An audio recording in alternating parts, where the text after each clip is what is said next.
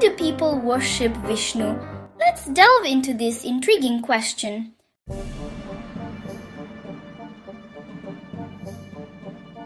Welcome to this video where we explore the profound concept of Vishnu as explained by a yogi.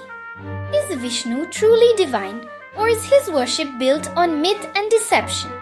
What if the god millions revere is actually a later construct shaped by political and religious agendas?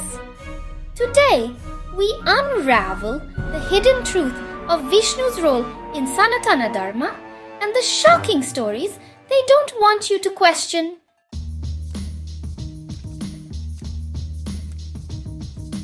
What you'll discover in this video: 1.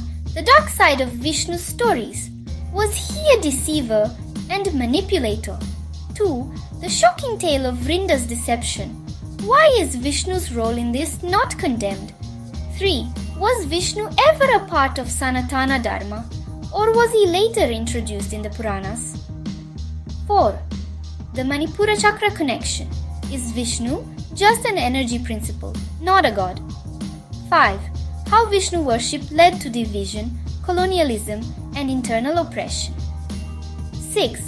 The truth about Krishna. Was his modern portrayal fabricated?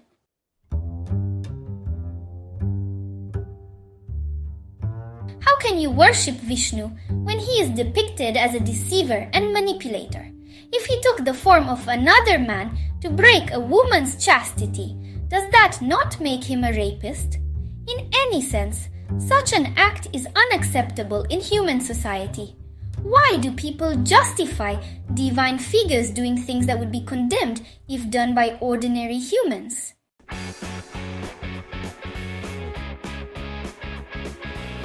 Vrinda, a devoted wife of Jalandhar, maintained her husband's power through her chastity. The gods, unable to defeat Jalandhar, sought Vishnu's help. Vishnu, taking the form of Jalandhar, deceived her, breaking her chastity, which led to Jalandhar's death. When she realized the deception, she cursed Vishnu to become a black stone, the Shaligram, and she transformed into the sacred Tulasi plant. Why is such an act glorified in the Puranas?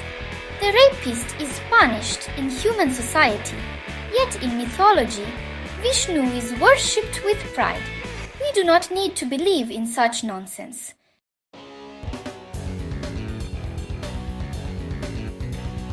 Was Vishnu ever a historical figure in Sanatana Dharma? Or was he just a created character in the Puranas to unite different sects and beliefs under one system? If the Vedas originally focused on cosmic principles and not deity worship, was Vishnu's role later constructed to shape religious narratives? Are we worshipping truth, or are we following a tradition built on fabricated myths? Vishnu did not exist in Sanatana Dharma before the Puranas were written. When the Puranas were composed, they introduced Vishnu as the Devata of sustenance. However, if we look at the yogic system, Vishnu is simply the energy of our Manipura Chakra, which maintains the survival process. Swadhisthana Chakra belongs to Brahma, symbolizing creation and sexual energy. Below the Anahata Chakra, the region is known as Bhavasagara, the ocean of illusion, and Vishnu is said to dwell there. This means Vishnu represents the illusion of life, not the highest divine being.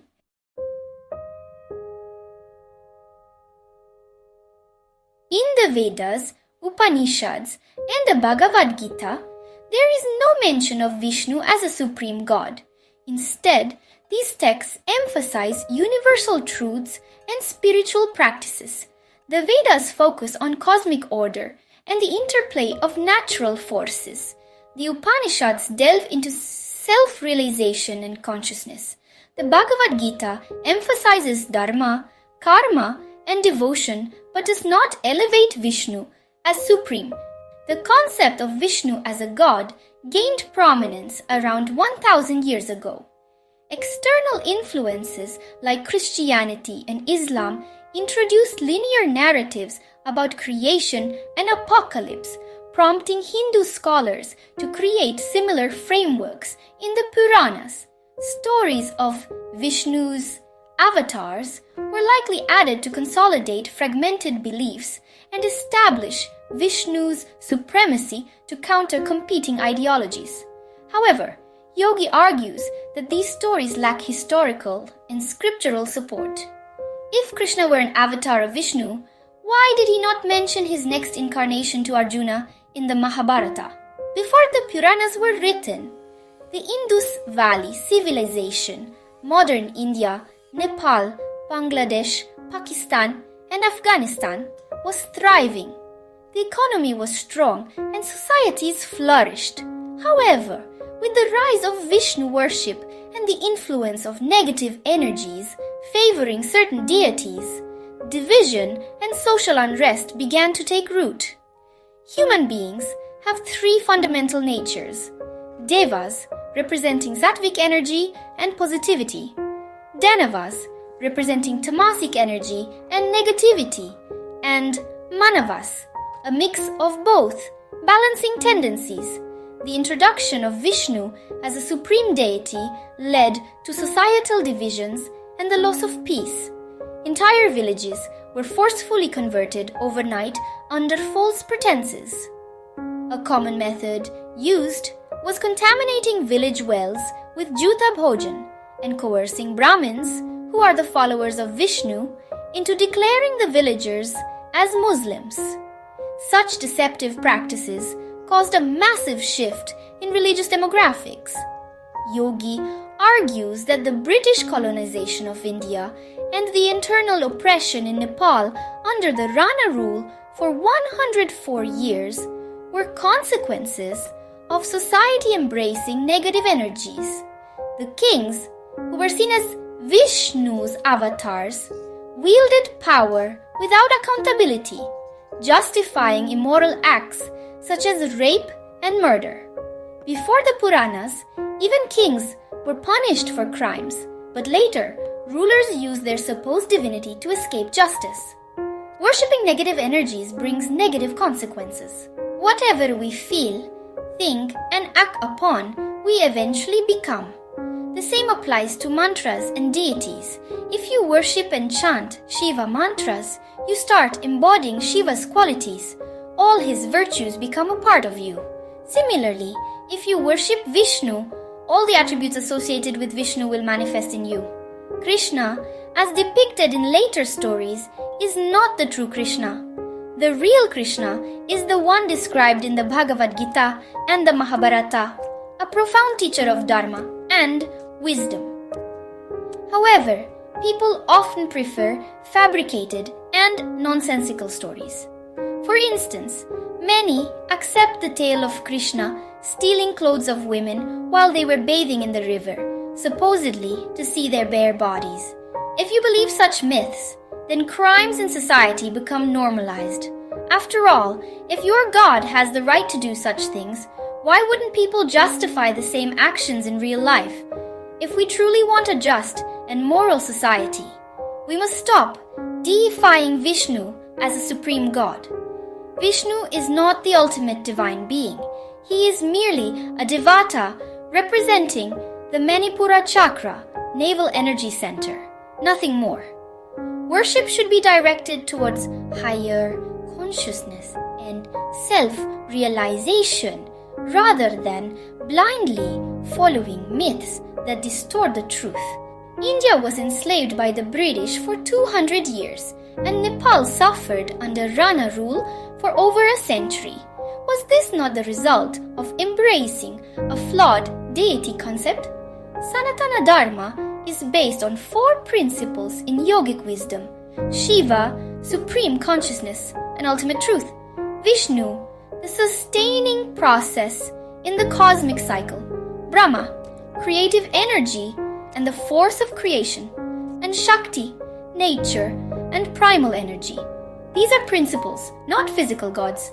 By focusing on physical forms and stories, people have lost sight of the deeper spiritual meanings. Yogi states that Krishna, as described in the Bhagavad Gita and Mahabharata, was not the same figure glorified in modern Vishnu-centric stories.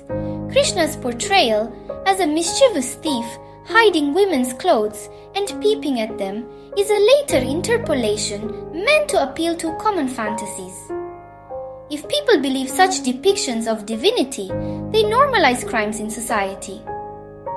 If Vishnu and Krishna had the right to deceive and manipulate, why wouldn't society follow suit?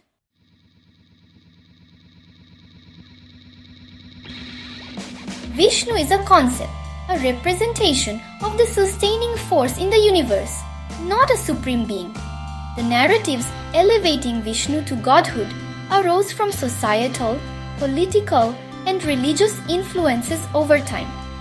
Sanatana Dharma, at its core, is about inner realization and universal truths, not external deities or rituals. By returning to its yogic roots, we can transcend myths and rediscover the timeless wisdom of Shiva, Vishnu, Brahma, and Shakti as principles that guide us toward enlightenment. Thank you for watching this video. If you found this discussion insightful, please like, share, and subscribe for more explorations into the true essence of spirituality and Sanatana Dharma.